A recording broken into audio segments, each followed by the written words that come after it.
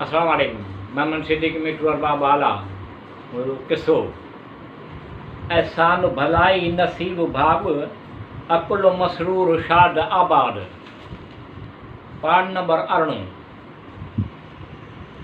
हज़रत सल्लल्लाहु अलैहि वसल्लम जी औलाद सब हज़रत खतीजा रज़ी अल्लाह ताला अन्हु जे बदनमा हुई सवाइ हज़रत इब्राहिम अलैहिस्सलाम जिन जे जेको मारिया जे पेट मां पैदा थियो।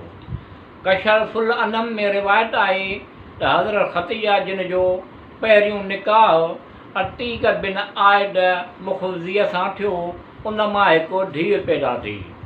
उन खां पोइ अबू हाला इब्न ज़रारा तैमी सां निकाह थियो। उन खां पोइ अबू हाला इब्न ज़रार तैमी सां निकाह थियो। उन मां हिंद बिन हिंद पैदा थियो। उन खां पोइ जनाब रसूल ख़ुदा उनखे संदसि निकाह में आंदो ऐं महर 12 उकिया तला। ऐं हज़रत सादिक़ अलैहिस्सलाम खां रिवायत आहे त जॾहिं सरवर आलम सल्लल्लाहु अलैहि वसल्लम जिन हज़रत खतीजा रज़ी अल्लाह ताला जिन सां निकाह करणु चाहियो,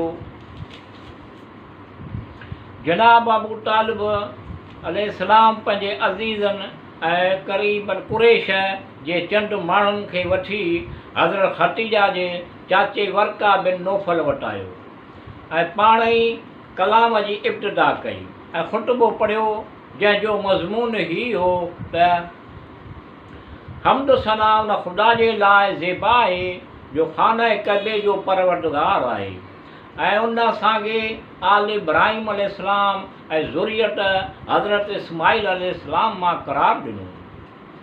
असांखे उन अमुन जी जॻह हरम में रहण ऐं सभिनी माण्हुनि ते सरदार बणायो ऐं संदसि घर जी असांखे ख़ुसूसियत अता फ़रमाई, जंहिंमें अतराफ़ी आलम हर तरफ़ खां माण्हू अचनि था।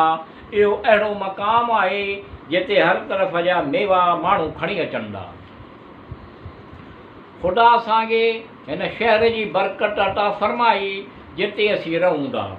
अम्मा बैद वाज़िह आहे त हज़रत अबू तालिब अलैहिस्सलाम जो भाइटियो हज़रत मुहम्मद बिन अब्दुल्ला जिन खे कुरैश जे सभिनी माण्हुनि ते फज़ीलत ऐं फ़ोक़ियत हासिलु आहे। इहो माल दौलत में घटि आहे त माले तग़ीर पज़ीर आहे, साब साए वांगुरु आहे जंहिंजो घणो बुलंद ज़ाया थी वेंदो आहे। हिन खे हज़रत खतीजा रज़ी अल्लाह ताला जे तरफ़ां रुग़बत आहे। हज़रत खतीजा रज़ी अल्लाह ताला जिन खे हिन सां मुहबत आहे, उन लाइ असीं आया आहियूं तव्हां खां उन जे वास्ते उन जी ख़्वाहिश जे मुताबिक़ हज़रत खतीजा रज़ी अल्लाह ताला जी ख़्वास्तगारी करियो। जेतिरी बि महर चाहियो आऊं तव्हांखे पंहिंजे माल मां ॾियण लाइ तयारु आहियां।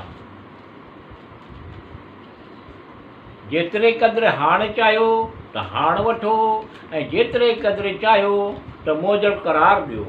ऐं रब्बे कैबा जी कसम खणी चवां थो त हिन जी शान ऐं मंज़िलत तमामु घणो बुलंद आहे।